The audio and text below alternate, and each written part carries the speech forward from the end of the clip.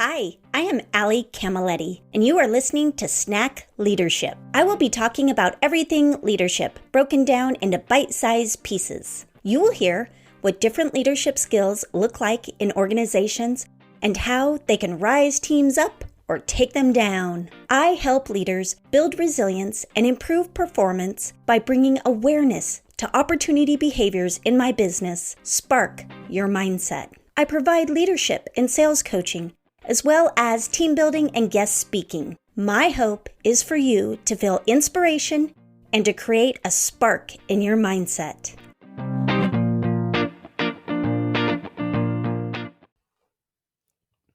Hi, everyone. Today we are talking about ambition.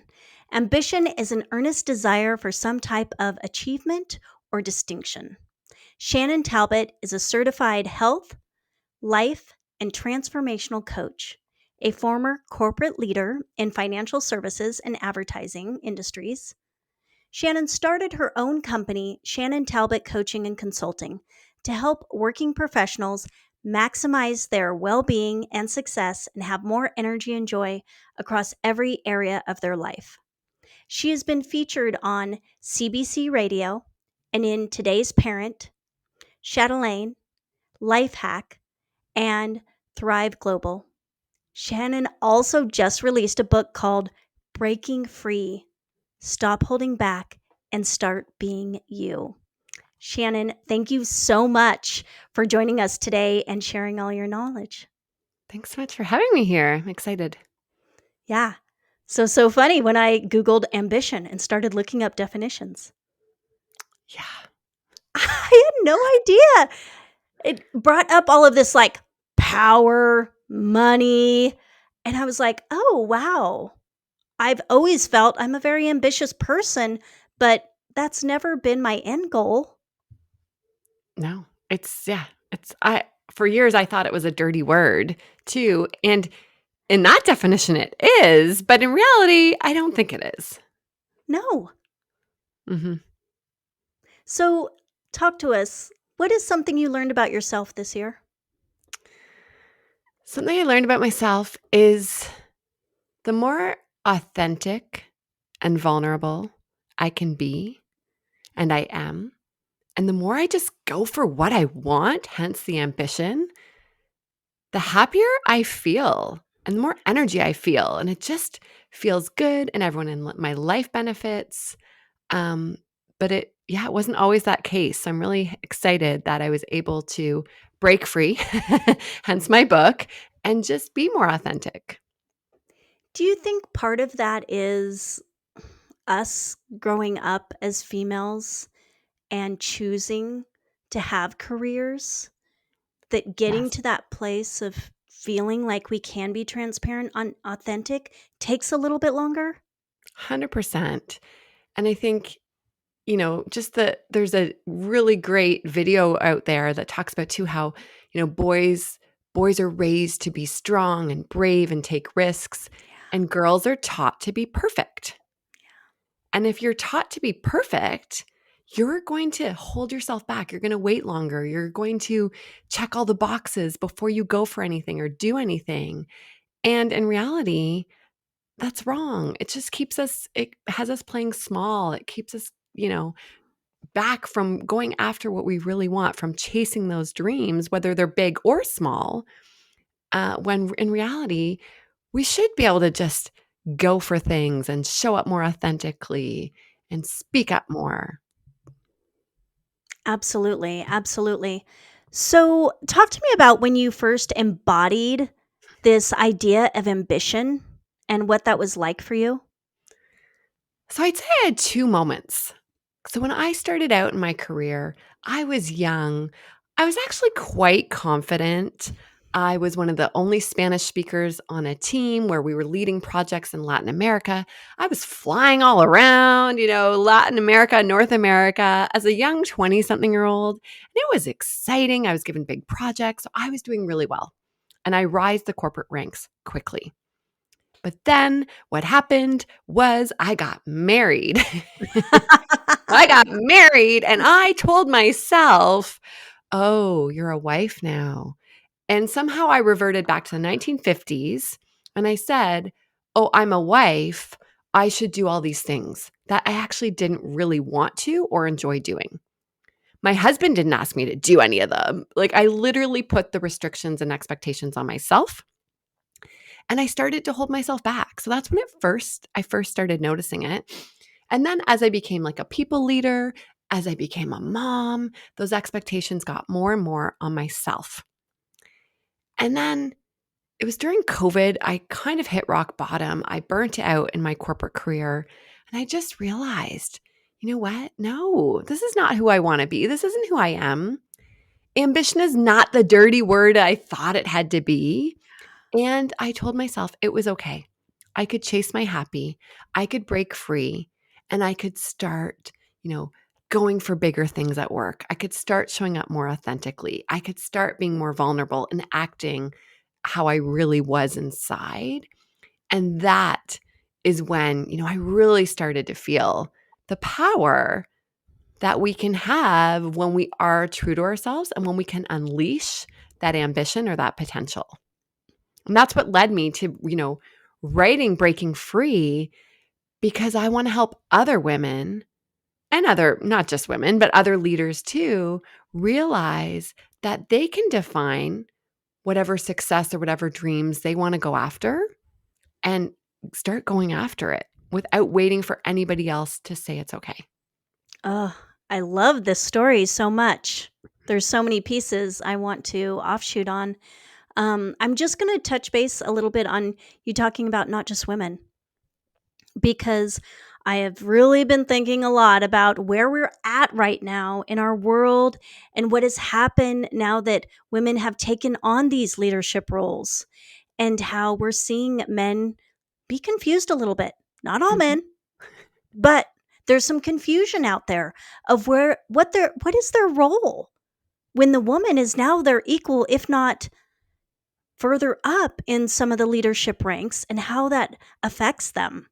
So yeah, this is everyone. We should all Yes, be thriving and being able to be our transparent, authentic selves. And it shouldn't exactly. matter which gender we are in a Yeah. perfect world. Yeah. 100%. So when you have come across other leaders that were really thriving with ambition, what did that look like? So for me, I have a little bit of a different take on it. Love it. I don't want to just see a leader who's trying to make their way to the top. Yep. Just, that as you read, or talked about earlier, that nasty definition of ambition. I want to see a leader who looks at it as their work and life, Yeah. right? So whether you have kids or you don't have kids, doesn't matter. But I want to see a leader be ambitious with creating the life they want, not just career. So whether they want that work-life balance, whatever that looks like for them, they want to be able to have dinners with their kids. That's what I want to see more of. I want to see less of the ambition where, okay, it's just about the title and it's just about the salary. And if that's important to you, great, that is okay too. But really going after what you want overall. And I think the more we can see leaders encompassing and bring their lives into the workplace a little bit more, I think it'll just come across, they'll be more relatable. We'll be able to feel like we're not so alone hearing about people's struggles. And I Yeah. think it just creates that stronger sense of community and belonging, which at the end of the day has shown to improve employee productivity and performance as well in the workplace. Absolutely. I was listening to a little stint with Huberman and David Grogan, I want to say it is. Okay. And Huberman asked about his relationship and how he balances. They were Mm. basically talking about ambition. Mm-hmm. And David goes, I give everything to my family when I am with them. Everything I Mm. can give to them, they get. And when I'm in my workplace, I give everything there. And I was like, wow, that Mm. is really beautiful Mm-hmm. to be It is. able to do that, because so often we get torn, right? And I know I do it myself, and it's easy to do, Yeah. is have it kind of flow one direction or the other, but in the end, it's all about balance, and that's what we want Yeah, ultimately, is that totally. And balance. that's why for so long I thought I couldn't be ambitious if I was a mom. And that's what I told myself. Oh, Shannon, you're a mom now. You can't be ambitious. And then I realized, no, you can, but it's about setting the right boundaries, priorities. You have to turn things down, you have to pick which things you're going to take on, but you can be ambitious and be a good mom or wife or partner or friend or son, all of those things. They can all live together. Yeah. So what about in cultures where you didn't see ambition happening? What did that look like? I think there's just a lot of stagnation, right? There's just the creativity isn't there. People don't want to come into work. And when you come into work, it's just this blah feeling. Or there's, the feeling like you can't talk and it's just everyone's heads are down. And it's not a fun place to work, right? And it's it's again, we're not looking at it as ambition as everyone trying to climb to the top, but ambition in your job and your role and wanting to do the best you can and bring your best self to work and help other people out and those types of things that I think just bring that greater human connection into the workplace and really a happier workplace, which is I think where everyone would want to work. Yeah, for sure. And how about a leadership mentor? So mine is actually a Canadian, and I heard her speak in 2008, and since then I actually contacted her. She didn't know who I was, and she agreed to let me include, her story in my book as well, Oh, and a part nice. 2 of her story, so it's phenomenal, but it's Stacey Mowbray, and she was a former CEO of a coffee chain here in Canada. She later went to be president of Weight Watchers for all of the Americas, and she's just had a amazing career, but she is the most humble woman I have ever met. She sits on all these board of directors. She has all this success, but she wants to just help other people.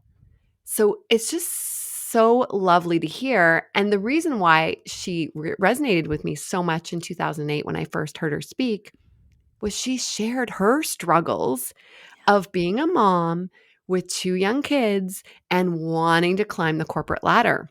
And she was really honest and vulnerable and shared. And that was the first time in my career where I ever heard somebody talk about it. As sad as that is, I live in Toronto, I live in a Mhm. pretty big city with a lot of companies. And I'd never heard anyone openly share their struggle of balancing ambition with motherhood and that you can do it if you find the right culture that aligns, if your beliefs align, if you set those priorities. It's doable. So her hearing that gave me the hope. It is doable. It's interesting. It is really interesting. I love that. Um, because it has been a bit of my struggle for sure, because I have always had ambition and had a vision of what I wanted for my life, and I kind of have wanted it all. Mm, And I'm still figuring out what that looks like with an actual relationship as well. I mhm, haven't mastered that part by far, but the juggling of having a child and having a career and owning a home and mhm. doing all the things, right? And really, it's, as I'm just even saying this, it's about being able to do it with grace too, Yes. right? Yeah. Sometimes ambition, I feel like, is a hard push, and it doesn't have to be. To No, me, ambition is that like energy that's just in you that I have. I don't know where it's from. I don't know how I ended up with it, but it is something that's kind of unstoppable in me. I love it. That's a great way of phrasing it. Yeah. So do you have a quote that you feel really embodies this idea of ambition? It has ambition in it to me, and also the vulnerability and the authenticity. And it is, and I wish I knew, it's anonymous. So I have no idea who said it. So whoever you are, you're brilliant. But the quote is, let no one cage who you were born to be. Yeah. I do love that. Yeah. Anything you want to share about your book? My book is available on Amazon if anyone wants to order it. Breaking Free, Stop Holding Back, Start Being You. It is part inspirational story, a lot of my own stories of very vulnerable stories that I had not even told my friends before writing this book, and that I needed my family's permission to include. So some really great stories of myself, plus other inspiring leaders of all ranks and of different industries and everything. So I shared their struggles and how they overcame them. And then on top of that, there are also some very practical exercises and steps for how you can break free, how you can, be ambitious and go after what you want in your life and chase those dreams. And really, really stop holding yourself back, because that is what we do so often. So my book is called Breaking Free, and I'd love to see everyone break free and live their dream career and life. I love it. I love it. Me too. All right, let's wrap it up with what's your favorite snack? It's a guilty one. It's good old Lay's potato chips, the regular kind. I am a sucker for potato chips. I love them. That would be my favorite snack. Oh, Shannon, thank you so much. You were my person. I am a sucker for potato chips. Absolutely, by far. Thank you so much for everything that you've shared today. I really appreciate you. Thank you so much for having me.